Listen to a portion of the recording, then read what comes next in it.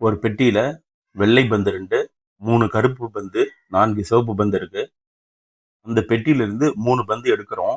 அதுல கண்டிப்பா ஒரு பந்தாவது கருப்பா இருக்கணும் அப்படின்னு சொல்லியிருக்காங்க. அப்போ இதுக்கு எத்தனை வழிகள் இருக்கு அப்படின்னு கேட்டிருக்காங்க. மொத்தம் 9 பந்துகள் இருக்கா? மொத்தம் எத்தனை வழிகள்னு பார்த்துருவோம். அதோட கருப்பு பந்து வராதது எத்தனை? அதாவது வெள்ளை, சிவப்பு மட்டும் சேர்ந்து எத்தனை வழிகள்ல வரும்னு பார்ப்போம். அதை கழிச்சோம்னா கருப்பு பந்து வர அந்த எத்தனை வழிகள்ல வரும்னு தெரிஞ்சிருமா? இப்ப மொத்தம் எத்தனை பந்துங்க இருக்கு? 9 பந்து இருக்கு. 9 பந்துல 3 பந்து தான் வெளியே எடுக்கிறோம்.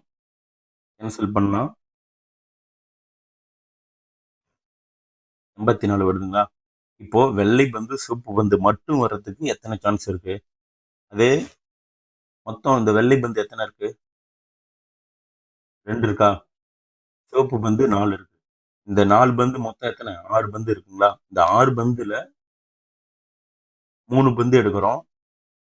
அது 3மே கருப்பை தவிர மீதி இருக்கிற கலரா மட்டும்தான் இருக்கு. அப்ப இதுக்கு எத்தனை வழிகள் இருக்கு? இந்த மாதிரி சால்வ் பண்ணிக்கலாம். 20 வழிகள் இருக்கு. இப்ப இந்த 2 வழிகளையும் நம்ம கழிச்சோம்னா கருப்பு பந்து இருக்கக்கூடிய அந்த குறைஞ்சபட்சம் எத்தனை வழிகள்னு தெரிஞ்சிருமா? இப்ப 84ஓட 20 கழிச்சோம்னா என்ன வருங்க? 64 வழிகள். அப்ப ஆன்சர் சி.